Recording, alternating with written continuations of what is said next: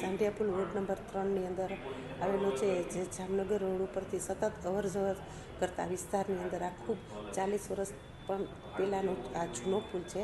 એ પુલને 4 lane બનાવવા માટે કે 2 જવાના રસ્તા અને 2 આવવાના રસ્તા અને એમ્સ હોસ્પિટલ પણ આ રસ્તા ઉપર હોવાથી ભવિષ્યની અંદર પણ આ રોડ છે એ ખરેખર લોકોની અવર જવર સાથે હેવી વાહનો પણ આ રોડ ઉપર જતા હોય અને આ ટેન્ડર પ્રક્રિયા પુલ બનાવવા માટેની ઓપન કરી દીધી છે. જ્યાં ટેન્ડર આવશે તે પછી 3 વર્ષની અંદાજે આ નવો પુલ છે એ રાજકોટનું નવું નજરાણું બનશે. આ પુલ બનવાથી અંદાજે કેટલા વાહન ચાલકોને કેવો લાભ થશે અને કેવી રીતનો પુલ બનશે? 4 ટ્રેક 2 ટ્રેક? આ પુલ બનવાથી અંદાજિત 1 લાખ વાહનની અવર જવર પુલ ઉપર થશે.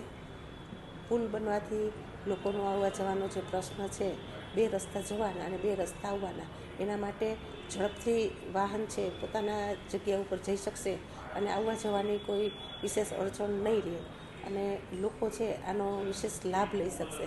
કેમ કે આ પુલ 4 લેન હોવાથી પહોળો પણ બનશે અને ખૂબ આકર્ષક પણ હશે. અંદાજે કેટલા સમયમાં ટેન્ડર પ્રક્રિયા શરૂ થઈ ગઈ છે, તો અંદાજે કેટલા સમયમાં ટેન્ડર પાસ થઈ શકે? ટેન્ડર પ્રક્રિયા શરૂ થઈ ગઈ છે. ટેન્ડર ખુલે અને એજન્સી ભાવ આપે એટલે એજન્સીને 3 વર્ષથી 3.5 વર્ષની અંદર આ પુલનું કામ પૂરું કરી અને રાજકોટ મહાનગરપાલિકાને પરત કરવાનું હોય છે. એટલે જેમ ઝડપથી થાય તે પ્રક્રિયા રાજકોટ મહાનગરપાલિકા દ્વારા કરવામાં આવશે. અંદાજે કેટલો ખર્ચ થશે આ પુલ બનાવવાનો? ટેન્ડર પાસે ભાવ મંગાવ્યા છે.